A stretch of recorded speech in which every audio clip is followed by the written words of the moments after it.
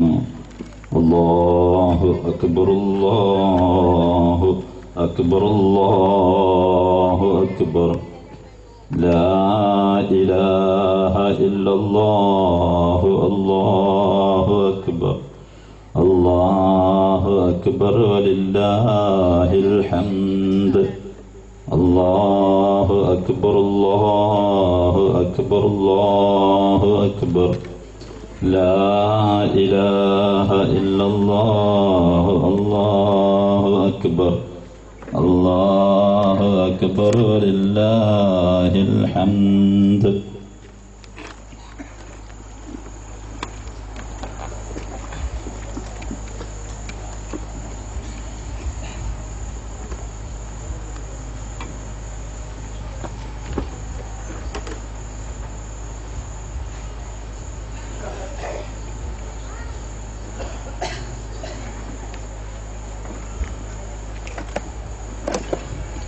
അല്ലാഹു സുബ്ഹാനഹു വ തആല തങ്ങളവറുകൾക്ക് പരിശുദ്ധമായ ദീനിന് നേതൃത്വം നൽകിക്കൊണ്ടുള്ള ദീർഘായുസ്സും ആഫിയത്തും പ്രദാനം ചെയ്യുമാറാവട്ടെ.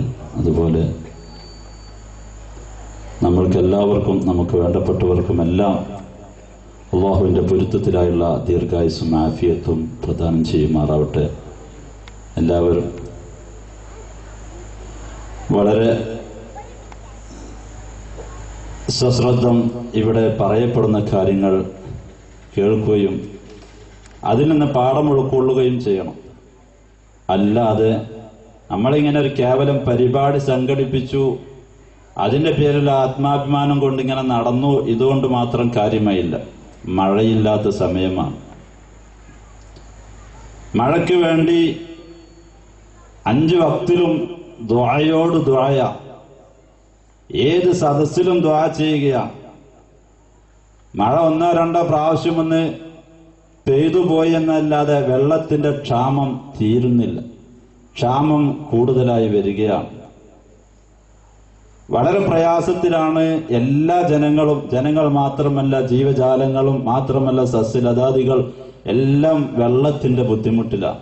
എന്തേ കാരണം? ഈ മനുഷ്യനാകുന്ന നമ്മൾ തന്നെയാണ് അതിന്റെ ഉത്തരവാദി എന്ന് ഹബീബായ റസൂലുള്ളാഹി സ്വല്ലല്ലാഹു അലൈഹി വസല്ലം തങ്ങൾ പഠിപ്പിച്ചു തന്ന ഈ ഹദീസിൽ നിന്ന് നമ്മൾക്ക് മനസ്സിലാക്കാം.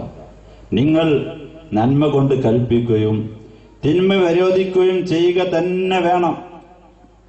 വളരെ താക്കീതിന്റെ സ്വരത്തിലാണ് ഹബീബായ റസൂലുള്ളാഹി സ്വല്ലല്ലാഹു അലൈഹി വസല്ലം തങ്ങൾ ആ വിഷയം പറയുന്നു.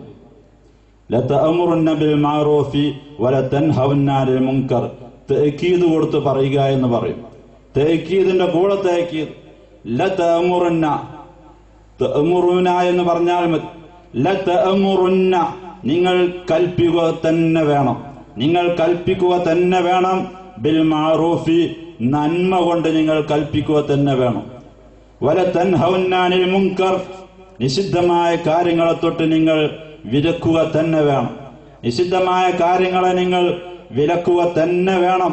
അതിൽ യാതൊരു ഒഴിവും ഇല്ല. നിഷിദ്ധമായ കാര്യങ്ങൾ കണ്ടാൽ അതിനെ തടുക്കണം.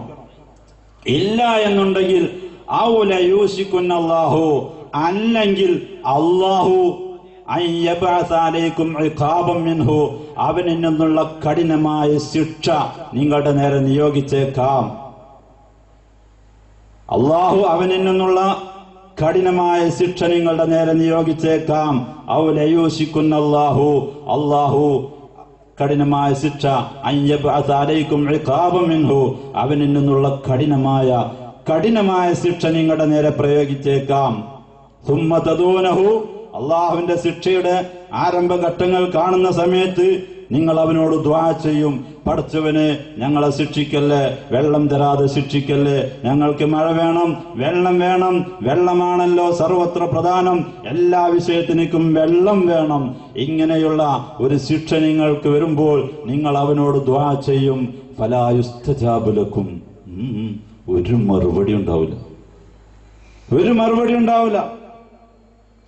അള്ളാഹുവിന്റെ ഭാഗത്തിൽ നിന്ന് അതിനുത്തരം നൽകപ്പെടുകയില്ല എന്ന് ഹബീബായ റസൂലുള്ളാഹി സ്വല്ലല്ലാഹു അലൈഹി വസല്ലമ തങ്ങൾ വളരെ കഠിനമായ സ്വരത്തിൽ പറഞ്ഞിട്ടുണ്ട്.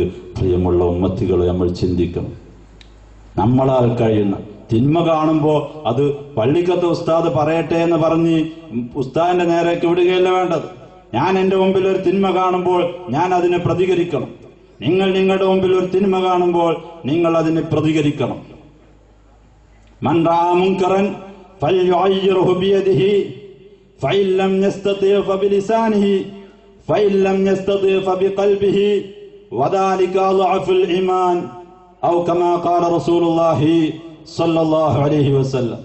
ഹബീബായ റസൂലുള്ളാഹി പഠിപ്പിച്ചു തന്ന ഒരു ഹദീസാണ്. നമ്മൾ ഒരു ആത്മപരിശോധന നടത്തും.